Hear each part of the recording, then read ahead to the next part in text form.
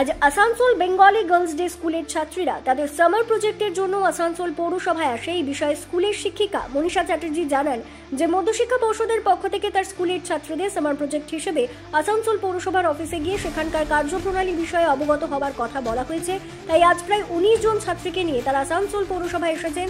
তারা মেয়র বিধান উপাধ্যায়ের সাথে দেখা করেন এবং আসানসোল পৌরসভায় কিভাবে বিভিন্ন কাজকর্ম হয় সেই বিষয়ে ছাত্রীদের অবগত করান।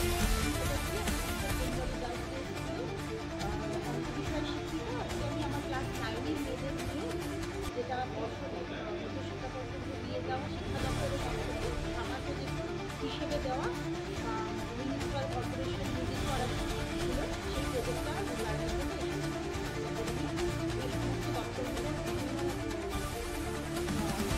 প্রজেক্টটা দেখবো সেখানে কীভাবে কাজ হয়, কীভাবে নির্বাচনটা হয়, পুরো মিউনিসিপাল কর্পোরেশনে কতদিন স্থায়িত্ব এই ছোটো ছোটো জিনিসগুলো আমরা মেয়েদের সাথে শেয়ার করে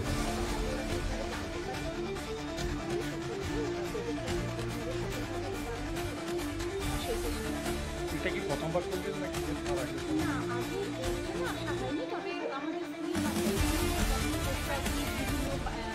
ব্যাংক আমরা ভিজিট করেছি, পোস্ট অফিস যাওয়া হয়েছিল আগে, তারপরে আজকেও যেমন কিছু স্টুডেন্টকে নিয়ে আমরা পোস্ট অফিসে আমাদের স্কুল থেকে যাওয়া হয়েছে।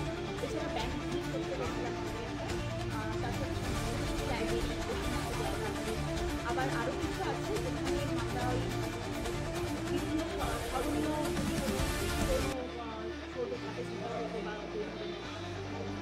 সেখানেও আমরা যাই ঐতিহাসিক স্থান করতে গেলে সেই সমস্ত জায়গাও আমরা করি বাচ্চাদেরকে।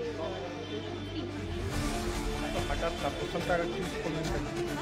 কার্পোরেশনটাকে চুজ করলেন কেন? হঠাৎ কার্পোরেশন জায়গাটাকে কেন চুজ করলেন? এটা ওখান থেকেই বলা হয়েছে, মানে সামাজিক হিসেবে এই ধরনের জায়গাগুলিকে ভিজিট করানোর কথা বলা হয়েছে, সেজন্য এই উদ্যোগটা নেওয়া হয়েছে। নিজেদের থেকে নয়, ওটা শিক্ষা দপ্তর থেকে নির্দেশ করা। কোন ক্লাস আছে আর কতজন স্টুডেন্ট আছে? আপাতত আজকে আমাদের 24 জন ক্লাস 9 থেকে রয়েছে, আর এমনিতে আমাদের শুধুমাত্র নবম শ্রেণীর জন্যই এই ভিজিটটা হচ্ছে।